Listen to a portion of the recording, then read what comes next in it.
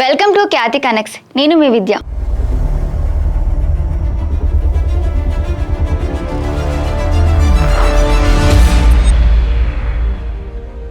ఆంధ్రప్రదేశ్ రాజకీయాల్లో అధికార ప్రతిపక్షాల మధ్య నడిచే పోరు ఇప్పుడు వీధుల నుండి డిజిటల్ ప్లాట్ఫామ్లకు మరియు అక్కడ నుండి దేశ రాజధాని ఢిల్లీ స్థాయికి చేరింది. ప్రతిపక్ష వైఎస్ఆర్ కాంగ్రెస్ పార్టీ తమ అధికారిక కమ్యూనికేషన్ ఛానల్ పై జరుగుతున్న వరుస ఆంక్షలపై జాతీయ స్థాయిలో ఒక పెద్ద పోరాటానికి తెరలేపింది. పార్టీ విడుదల చేసిన అధికారిక ప్రకటన ప్రకారం కూటమి ప్రభుత్వం ప్రజల విపక్షాల గొంతు నొక్కే ప్రయత్నాలను నిరంతరాయంగా కొనసాగిస్తోందని ఆరోపించింది. అధికారిక వివరాల ప్రకారం జూన్ 9, 2026న వైఎస్ఆర్ కాంగ్రెస్ పార్టీ వైఎస్ఆర్సీపీ అధికారిక ఫేస్బుక్ పేజీని భారతదేశంలో పూర్తిగా అదృశ్యం చేశారు. ఈ ఏడాది ప్రారంభంలోనే వైఎస్ఆర్సీపీకి చెందిన అధికారిక ఇన్స్టాగ్రామ్ హ్యాండిల్ ను టేక్ డౌన్ చేయించిన కూటమి సర్కార్ ఇప్పుడు పక్కా వ్యూహంతో లక్షలాది మంది ఫాలోవర్లు ఉన్న అధికారిక ఫేస్బుక్ పేజీని కూడా భారతదేశం పరిధిలో యాక్సెస్ కాకుండా నిలిపివేసిందని వైఎస్ఆర్సీపీ అధ్యక్షులు మాజీ ముఖ్యమంత్రి వైఎస్ జగన్మోహన్ రెడ్డి తీవ్ర స్థాయిలో ధ్వజమెత్తారు. ఈ పరిణామం ఏపీ రాజకీయాల్లో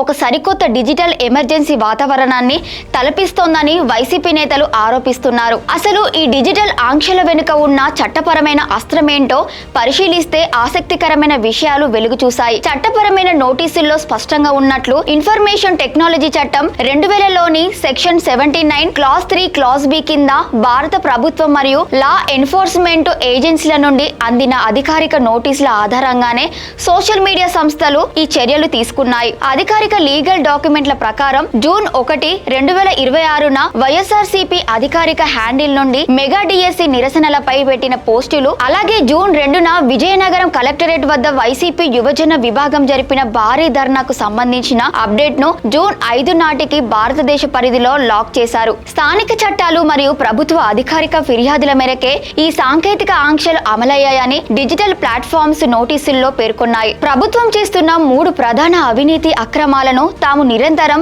సాక్ష్యాలతో ప్రజల్లోకి తీసుకెళ్లేందుకే ఈ డిజిటల్ గొంతు నొక్కుడు చర్యలు అమలవుతున్నాయని వైఎస్ఆర్సీపీ అధినేత వైఎస్ జగన్మోహన్ రెడ్డి పేర్కొన్నారు. వైసీపీ వర్షన్ ప్రకారం ఆ వివరాలు ఇలా ఉన్నాయి. అమరావతి ఖర్చుల దుబారా చట్టపరమైన నోటీసుల సమాచారం ప్రకారం జూన్ 2, 2026న అమరావతి రాజధాని అభివృద్ధి పేరుతో జరుగుతున్న విపరీతమైన వ్యయాలు, అందులోని అవినీతిని ప్రశ్నించిన వారిపై అక్రమంగా కేసులు పెడుతున్నారని ఆరోపించారు. మెగా డిఎస్సి కుంభకోణం, నిరుద్యోగుల దగ, లక్షలాది మంది నిరుద్యోగ యువత జీవితాలతో కూటమి ప్రభుత్వం చెలగాటమాడుతోందని, మెగా డిఎస్సి ప్రక్రియలో జరిగిన తీవ్రమైన లోపాలను, అవినీతి అక్రమాలను వైఎస్ఆర్సీపీ సాక్ష్యాధారాలతో సహా డిజిటల్ వేదికలపై నిలదీసింది. ఈ దగా డిఎస్సి ఇష్యూపై తక్షణమే సిబిఐ విచారణ జరిపించాలని, ఈ భారీ అక్రమాలకు నైతిక బాధ్యత వహిస్తూ విద్యాశాఖ మంత్రి నారా లోకేష్ వెంటనే తన పదవికి రాజీనామా చేయాలంటూ వైఎస్ఆర్సీపీ బలంగా డిమాండ్ చేస్తోంది. టీటీడీ నెయ్యి టెండర్లు, తిరుమల తిరుపతి దేవస్థానం నెయ్యి టెండర్లలో జరుగుతున్న అక్రమాలను, లంచాల పర్వాన్ని తగిన ఆధారాలతో సహా బయటపెట్టడం వల్లే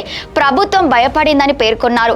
ఈ ప్రజా ప్రాధాన్యత కలిగిన అంశాలను సోషల్ మీడియాలో నిలదీయడం వల్లే తట్టుకోలేక ప్రభుత్వం క్రిటికల్ కంటెంట్ ను ఆన్లైన్ లో రిస్ట్రిక్ట్ చేస్తోందని ప్రతిపక్షం మండిపడింది. వీక్షకులారా, ఈ ఏడాది ప్రారంభంలో ఇన్స్టాగ్రామ్ ఇప్పుడు ఫేస్బుక్ పేజీని బ్లాక్ చేయడంపై అమరావతి డిఎస్సి, టీటీడీ నెయ్యి టెండర్ల నిజాలను నొక్కేయడానికే కూటమి ప్రభుత్వం ఐటీ చట్టం సెక్షన్ 79 క్లాస్ 3 క్లాస్ బిని వాడుకుంటోందంటూ మాజీ ముఖ్యమంత్రి వైఎస్ జగన్మోహన్ రెడ్డి కేంద్రానికి చేసిన ఈ సంచలన డిమాండ్లపై మీ అభిప్రాయం ఏంటి? ఇప్పుడే కింద కామెంట్ సెక్షన్ లో టైప్ చేయండి. ఎక్స్ ప్లాట్ఫామ్ లో విడివిడి పోస్టులపై ఆంక్షలు నడుస్తుండగానే మెటా యాజమాన్యం అంతకంటే ఒక అడుగు ముందుకేసి భారీ షాక్ ఇచ్చింది. అధికారిక లీగల్ రిపోర్టు ప్రకారం జూన్ 9, 2026న వైఎస్ఆర్ కాంగ్రెస్ పార్టీ వైఎస్ఆర్సీపీ అధికారిక ఫేస్బుక్ పేజీని భారతదేశంలో పూర్తిగా అదృశ్యం చేశారు. భారత ప్రభుత్వం లా ఎన్ఫోర్స్మెంట్ విభాగం ఇచ్చిన లీగల్ నోటీసుల మేరకే ఈ పేజీ యాక్సెస్ ను భారత్ లో నిలిపివేస్తున్నట్లు మెటా తన పారదర్శకత కేంద్రం నోటీసులో స్పష్టం చేసింది. అయితే ఈ పేజీ భారతదేశం వెలుపల ఉన్న ఇతర దేశాల లొకేషన్లలో ఇప్పటికీ కనిపిస్తుందని, కేవలం ఇండియా పరిధిలోని చట్టపరమైన అభ్యంతరాల వల్ల నిలిపివేస్తున్నట్లు నివేదికలు స్పష్టం చేస్తున్నాయి. ఈ అన్యాయమైన డిజిటల్ ఆంక్షలను తాము ఊరికే వదిలిపెట్టబోమని, చట్టపరమైన మరియు రాజ్యాంగపరమైన అన్ని మార్గాల్లో దీనిపై పోరాటం చేస్తామని వైఎస్ఆర్ కాంగ్రెస్ పార్టీ స్పష్టం చేసింది. ఎలాంటి బెదిరింపులు, సెన్సార్షిప్ లేదా ప్రభుత్వ సంస్థల దుర్వినియోగం, ప్రజల గొంతుకను సామాన్యుల తరపున తాము చేసే పోరాటాన్ని విజయాన్ని ఆపలేవని ధీమా వ్యక్తం చేసింది. అధికారంలో ఉన్న వారిని నిలదీయడానికి ప్రజాస్వామ్యబద్ధంగా లభించిన భావ ప్రకటన స్వేచ్ఛను రక్షించుకోవడానికి వైసీపీ లీగల్ టీం ఇప్పటికే సుప్రీంకోర్టు మార్గదర్శకాలను మరియు ఐటీ చట్టాల్లోని లోపాలను సవాలు చేస్తూ పిటిషన్లకు సిద్ధమవుతోంది. ముగింపుగా చూస్తే అధికారిక లీగల్ నోటీసుల సాక్షిగా సాగుతున్న ఈ డిజిటల్ యుద్ధం రాబోయే రోజుల్లో సాంకేతిక నిబంధనల పరంగా ఎలాంటి కొత్త మలుపులు తిప్పుతోందో చూడాలి. Save democracy, freedom of speech hash ట్యాగ్లతో వైసీపీ క్యాడర్ దేశవ్యాప్తంగా డిజిటల్ నిరసనలు తెలుపుతుండగా జాతీయ స్థాయి మంత్రుల దృష్టికి వెళ్లిన ఈ డిజిటల్ వివాదంలో మెటా సంస్థ ఎలాంటి నిర్ణయం తీసుకోబోతోంది, వైసీపీ పేజీ మళ్లీ ఎప్పుడు పునరుద్ధరించబడుతోంది అనేది రాబోయే రోజుల్లో తేలనుంది. వైసీపీ ఫేస్బుక్ పేజీ బ్లాకింగ్ పై మరియు అమరావతి, డిఎస్సి, టీటీడీ టెండర్ల ఆరోపణలపై మాజీ మంత్రి వైఎస్ జగన్మోహన్ రెడ్డి జరిపిన జాతీయ స్థాయి లీగల్ వార్పై మీ వ్యక్తిగత విశ్లేషణను కింద కామెంట్లో తప్పకుండా తెలియజేయండి. మరిన్ని తాజా ఆసక్తికర రాజకీయ చట్టపరమైన అప్డేట్స్ కోసం చూస్తూనే ఉండండి. Thank you for watching Khyati connects.